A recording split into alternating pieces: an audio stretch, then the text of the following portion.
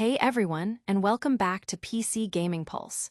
The news cycle is moving at lightning speed, and if you blink, you might miss the next big thing. But don't worry, we've got you covered with all the essential updates you need to stay ahead of the game. Get ready for a rapid-fire rundown of what's hot and what's happening right now across the gaming universe. We're diving deep into performance benchmarks for a highly anticipated remake, exploring a revolutionary new way to build your gaming setup, uncovering some truly jaw-dropping tech deals that might make you question everything, and even taking a peek at some wild player statistics from a beloved strategy title. You absolutely do not want to miss this. Stick around, because we're about to break it all down. We're diving deep into performance benchmarks for a highly anticipated remake, exploring a revolutionary new way to build your gaming setup, uncovering some truly jaw-dropping tech deals that might make you question everything, and even taking a peek at some wild player statistics from a beloved strategy title. You absolutely do not want to miss this.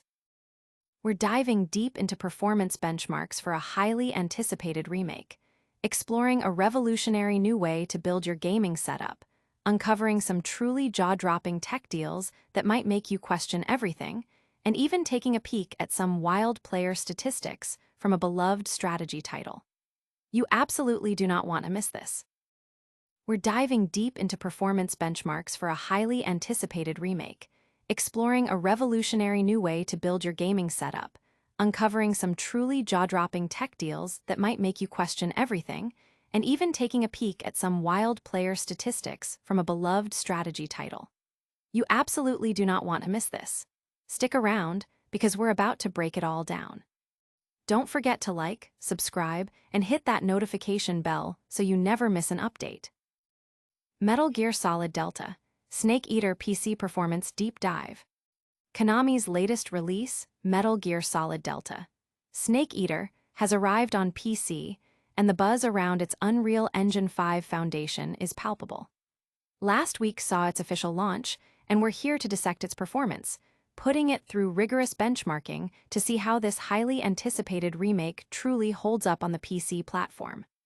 Our testing rig was a powerhouse, featuring an AMD Ryzen 9 7950X3D CPU, 32 GB of DDR5 RAM clocked at 6000 MHz, and a formidable array of GPUs including AMD's Radeon RX 6900 XT, RX 7900 XTX, and RX 9070 XT, alongside NVIDIA's RTX 2080 Ti, RTX 3080, RTX 4090, RTX 5080, and RTX 5090. We ran these tests on Windows 10 64-bit, utilizing the latest GeForce 580 1.15 and Radeon Adrenalin Edition 2581 drivers to ensure the most accurate performance metrics. The developers at Virtuos have equipped Metal Gear Solid Delta, Snake Eater with a commendable set of graphics settings, allowing players to fine-tune texture quality, global illumination, shadows, effects, and more. Furthermore, the inclusion of visual filters offers a nostalgic touch, enabling players to replicate the aesthetic of the original Metal Gear Solid 3. However, a significant point of contention for PC players is the game's default 60 FPS lock. While it does support AMD FSR3 and NVIDIA DLSS 4, it notably lacks native frame generation support. Our deep dive revealed that while workarounds exist to unlock the frame rate and enable frame generation, the experience with DLSS 4's frame gen was marred by numerous visual artifacts, rendering it an unappealing option. The good news, however, is that with the help of the latest MGS Delta fix and its smooth motion feature, unlocking the frame rate provided a significantly enhanced and stable gaming experience, particularly for those with RTX 40 or RTX 50 series GPUs. Benchmarking was conducted in the game's opening area featuring the fight against Ocelot's unit, an environment recognized as one of the early game's most demanding. At 1080p with ultra settings, most of the tested GPUs managed to deliver a consistent 60 FPS. Specifically, AMD users would need at least an RX 9070 XT, while NVIDIA users would require an RTX 5080 or higher. Stepping up to 1440p at ultra settings narrowed the field considerably, with only the NVIDIA RTX 4090 and RTX 5090 consistently hitting the 60 FPS mark. The AMD Radeon RX 7900 XTX performed admirably, matching the RTX 5080, and both offered a smooth experience on G-Sync FreeSync-enabled monitors. Native 4K resolution at ultra settings proved to be the ultimate challenge, with no GPU currently capable of sustaining 60 FPS, a predictable outcome given the demanding nature of Lumen, a form of ray tracing, in Unreal Engine 5. Even the RTX 5090, when paired with a G-Sync monitor, provided a smooth experience, highlighting the importance of adaptive sync technology. When testing the RTX 5080 at native 4K with varying settings, it became clear that even low settings couldn't break the 60 FPS barrier. Dropping from ultra to high yielded a performance increase of 14–18%, with medium settings offering a minor boost. Low settings provided the most significant jump, around 52–58% over ultra, but at the cost of visual fidelity, making the game look considerably less appealing. Graphically, Metal Gear Solid Delta. Snake Eater is a visual masterpiece on ultra, boasting consistent lighting thanks to Lumen, exceptional character models, and high-resolution textures without the typical software Lumen visual issues. Hardware Lumen further enhances image quality. Despite its visual prowess, the game lacks essential PC features like an uncapped frame rate and native frame generation in its graphics menu. While workarounds exist, the $80 price point demands these features be standard. Performance-wise, it fares better than some recent releases, and with the right hardware, players are in for a treat, though graphics settings offer limited scalability. Audience impact. The PC community is abuzz with discussions about the game's performance, the effectiveness of upscaling technologies, and the general lack of native PC features, sparking debates on value for money and developer priorities. But is this the only groundbreaking tech we're exploring today? Stay tuned as we shrink down our gaming setups to see how compact can be powerful. Mini PC and eGPU, the ultimate space-saving gaming setup. My quest for a high-performance gaming setup that didn't consume my entire living space led me down a path of exploration, and the solution I discovered has been nothing short of revolutionary. My previous gaming tower was a behemoth, a space hog that turned my desk into a cluttered command center. Gaming laptops offered performance, but at a premium price-to-performance ratio that felt like a compromise. After countless attempts to optimize my existing setup, I stumbled upon a game-changing combination. A compact mini PC paired with an external GPU, eGPU dock. This setup, featuring a Minisforum mini PC powered by an AMD Ryzen AI 9 HX370 chipset, 32 GB of DDR5 RAM, and a 1 TB SSD, along with an RTX 5060 Ti handling graphics, has delivered nearly the same power as my old tower while occupying a fraction of the footprint. The benefits in terms of space, noise reduction, and overall flexibility have been immediate and profound, reshaping my perception of what a modern gaming setup can be. This particular Minisforum model stands out as a personal favorite, boasting not only the latest AMD Ryzen AI 9 HX370 chipset, but also 32 GB of DDR5 RAM and a 1 TB SSD. It's packed with all the desirable Copilot plus PC features, including a convenient fingerprint reader. The sleek aluminum chassis adds a touch of premium design that complements any desk.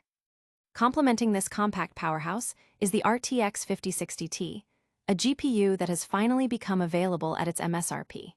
The 16 GB model, in particular, offers exceptional value for 1440p gaming.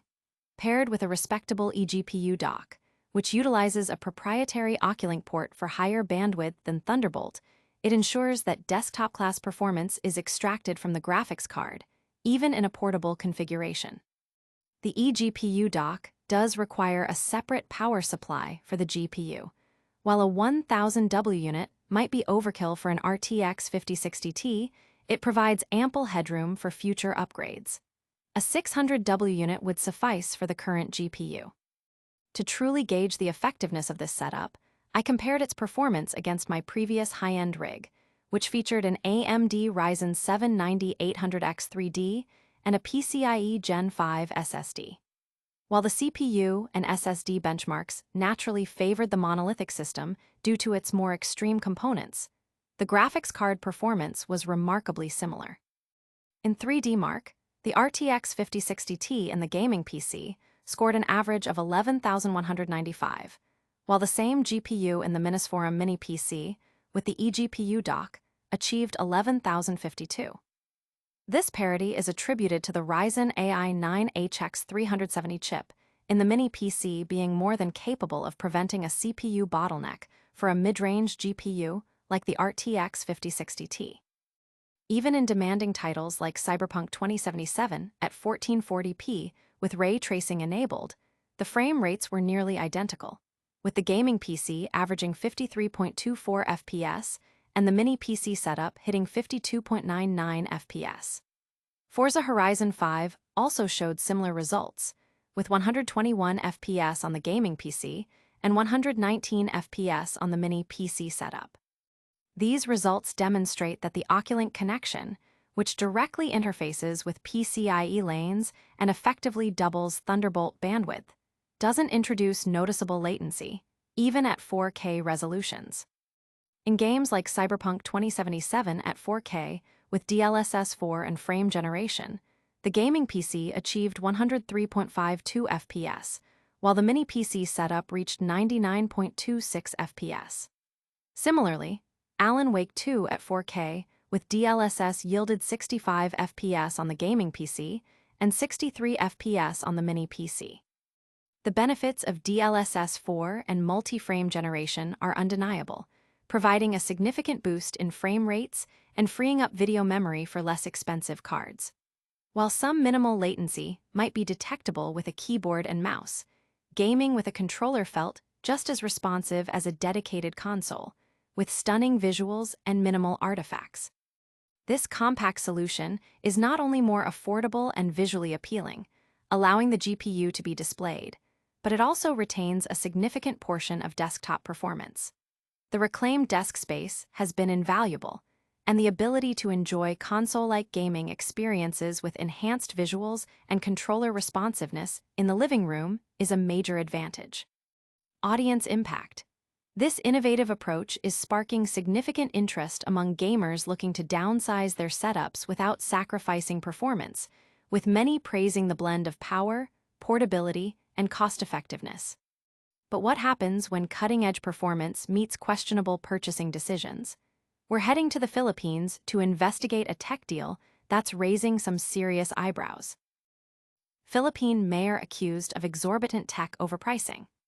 A recent report detailing a substantial computer hardware purchase by a former mayor in the Philippines has ignited a firestorm of controversy, with accusations of extreme overpricing surfacing. The former mayor, Darwin Bahata, is reportedly under scrutiny for a transaction that involved the acquisition of 16 computers, along with monitors, keyboards, mice, and a server, for a staggering sum of 10 million Philippine pesos, which equates to approximately $174,932 USD at the current exchange rate. This disclosure, initially shared on Facebook by Ibrahim and subsequently amplified by the official Facebook account of current Mayor Sally A. Lopez, has led to widespread questioning of the deal's legitimacy and value. Mayor Lopez herself has publicly expressed significant doubts regarding the purchase, stating that the price was excessively high and that the equipment's functionality had not been adequately verified before the payment was made. While the initial reports focused on a general computer server, Mayor Lopez later clarified that the lump sum was allocated for 16 generic computers, each accompanied by a generic keyboard and monitor, and one system. The peripherals identified, specifically a Jetel G17 keyboard and mouse combo, are available for approximately $5 USD, bringing the total for these accessories to around $90 USD for all 16 sets.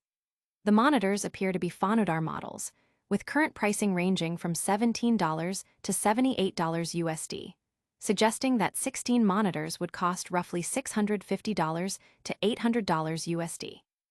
These figures, while preliminary and subject to the specific models purchased, highlight a stark contrast to the overall cost. Tom's Hardware conducted an approximation of the costs, estimating that the 16 PCs, including a $60 USD UPS charge per unit, would total around $12,000 USD if all components were purchased individually from retailers like Newegg. While acknowledging that part prices may have fluctuated since the sale occurred approximately a year ago, the vast discrepancy between the reported cost and the estimated value of the hardware remains a significant point of contention. The core of the controversy lies in the server component. Mayor Lopez noted that the server was equipped with an Intel i9 14th Gen CPU, 32 GB of RAM, a 512 GB SSD, and a 10 TB HDD. If this server alone does not account for a substantial portion of the $175,000 USD price tag, it strongly suggests that the former mayor may have significantly overpaid for the entire package, potentially by tens of thousands of dollars. In a positive development stemming from this controversy, Carlo Oppel, CEO of the Philippines-based tech shop Unbox, has pledged to provide a tech care package to those affected and has encouraged community support. While this initiative may not fully offset the financial disparity, it represents a commendable effort to provide assistance and ensure that the acquired technology is put to good use. The incident underscores the critical importance of transparent procurement processes and thorough due diligence in public sector technology acquisitions to prevent such potential financial mismanagement and ensure taxpayer money is used responsibly and effectively. Audience impact. The public reaction has been one of shock and dismay, with many calling for greater accountability in government spending and a thorough investigation into the procurement process. From questionable public spending to surprising in-game statistics, we're now diving into the fascinating, and sometimes bizarre, world of player behavior in Crusader Kings 3. Crusader Kings 3, the numbers behind the medieval mayhem. The world of Crusader Kings 3 is a chaotic tapestry of political intrigue, strategic warfare, and deeply personal drama, and its players are responsible for some of the most hilariously unexpected outcomes. The game's community, particularly on platforms like Reddit, is a treasure trove of anecdotes detailing everything from elaborate schemes to outright absurdity. One player recently shared their newfound enjoyment of castration, describing the process of lopping off people's fun bits as a source of great amusement. Another infamous post from years past even detailed using a sick child as a bioterrorism weapon.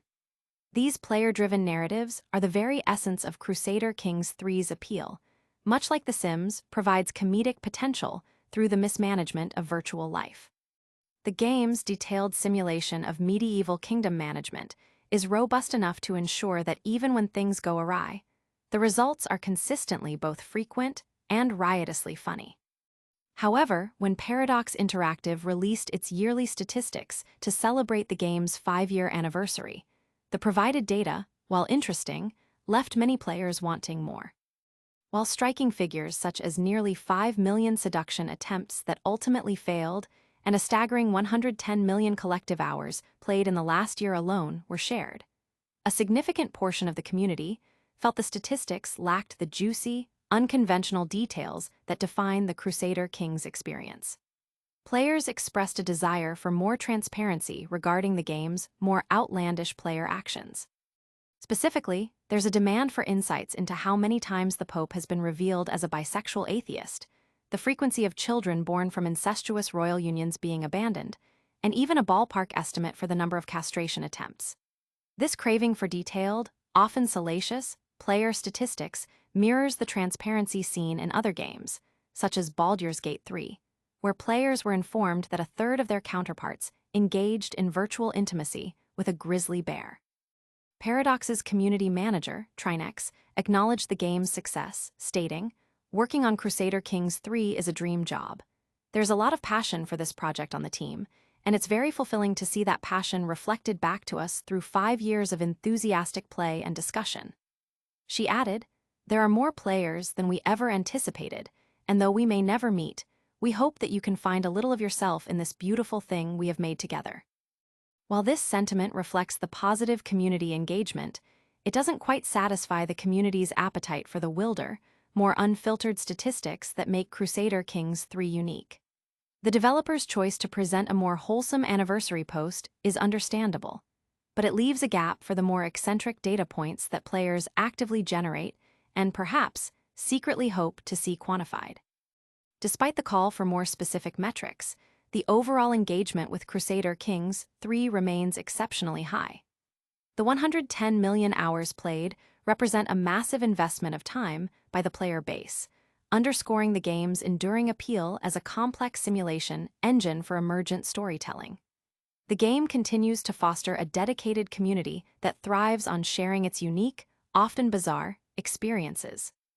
The hope remains that future anniversary updates or developer insights might delve deeper into the more unconventional aspects of player behavior, providing the full spectrum of statistics that truly capture the essence of Crusader Kings 3's legacy. For now, players are encouraged to continue their medieval machinations, whether through seduction, warfare, or the more niche statistical anomalies that keep the game endlessly fascinating. Audience impact. Players are actively engaging with the anniversary stats, sharing their own wild in-game stories and humorously demanding more detailed, spicy data from Paradox. And that wraps up our deep dive into the latest gaming news. But before you go, let's hit you with a lightning round recap of today's top stories. And that's a wrap on today's essential updates. We benchmarked Metal Gear Solid Delta, Snake Eater on PC, discovered a shockingly good and cheaper mini PC gaming setup with an eGPU, investigated a Philippine mayor accused of overpaying massively for tech, and uncovered some wild player stats from Crusader Kings 3. Don't forget to smash that like button, subscribe to PC Gaming Pulse for more awesome content, ring that notification bell so you never miss a video, and let us know in the comments which story you found most interesting. Also, give us a follow on all our social media channels to stay connected. We'll see you in the next one.